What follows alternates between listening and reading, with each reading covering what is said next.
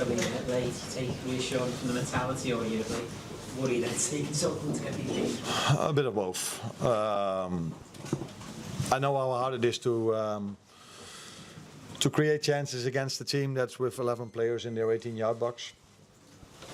It's, by the way, very good that they do this because they've almost got a point. So I'm not saying anything negative about it. I'm just trying to explain how difficult it is against a Premier League team, because they're very good players as well.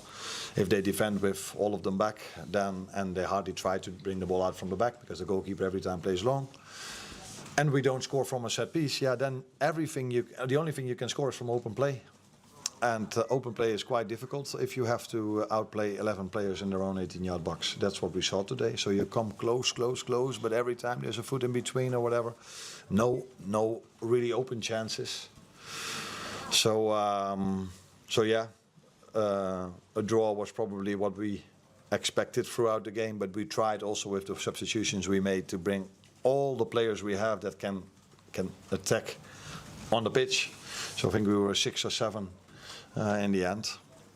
I don't know if that has anything to do with us scoring the goal, but we did create the penalty, and just before that with a big chance from Jeremy. So relief, yeah, lucky. You mentioned the substitutions. Obviously, Milos comes up in the first half. Was that purely because of the yellow card, or was there an injury?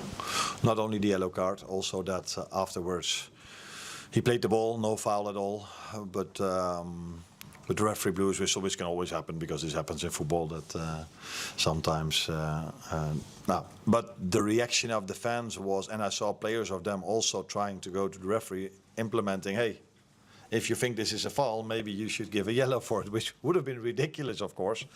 But then it's a risk. The only way we could lose this game is we could go down to 10, because with 11-11 we could have drawn it, but we couldn't have lost it because they've never been over the halfway line, let alone in our 18-yard box.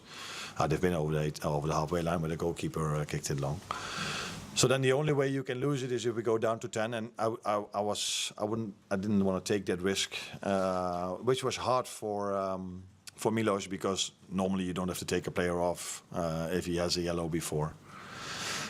But I felt this was the best choice to make. Oh no, would you speak to him about what did look like a dive?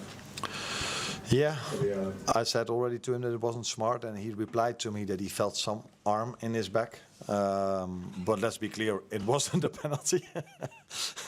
But if there was contact, yes or no, I cannot tell you. But it's never smart. It is funny, by the way, that the 2 dives, if this was a dive, we've made in the one year and a few months that I'm here, that both led to a yellow card, which led to the suspension of Ryan in the last game of the season, and now. So yeah, we're not really good at it.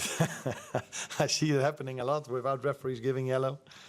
But the moment we do it, if it was a dive, he told me he felt something, but it wasn't a foul, let that be clear. Then it's not smart.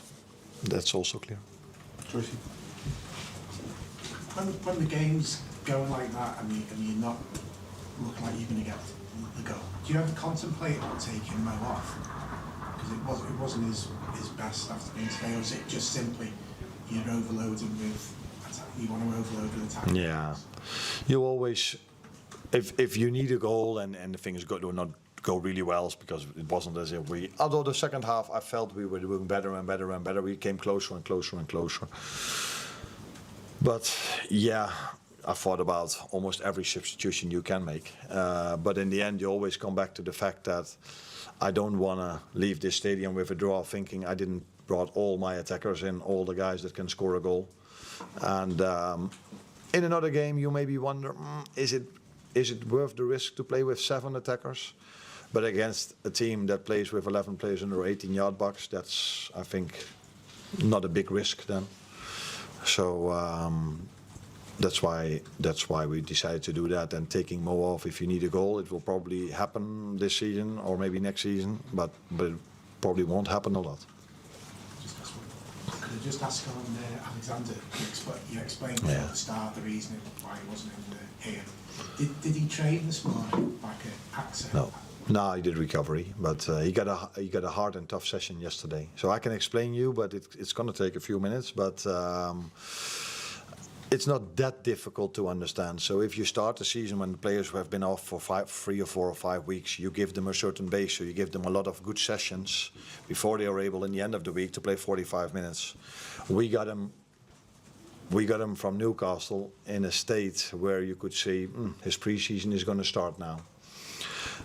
So then he needs proper minutes of training before he has a certain base, let alone for him to play twice in 3 days. So that's what we do. We try to prepare players for, in the beginning of the season, once a week, and then we try to do more and more and more before we go into the rhythm of 2 games a week, so that they are ready for that schedule. Now, Alex is far from ready for that schedule of 3 games in a week, 90 minutes. But then we could use him for today 5 minutes, and then Wednesday again 10, and then 15. But that, we don't believe that is the way to build him up. We believe it's the way. In Sweden, they did the right thing of giving him good sessions without playing him a lot, because if you play the player, you cannot give him good sessions. They did the right thing. We did the same. So now we will be able, either Wednesday or Saturday, to play 45 as a minimum, and maybe a little bit more. But if he plays 45 on Wednesday, don't expect him to play 45 or more on Saturday, because his body is not prepared for that, in our opinion.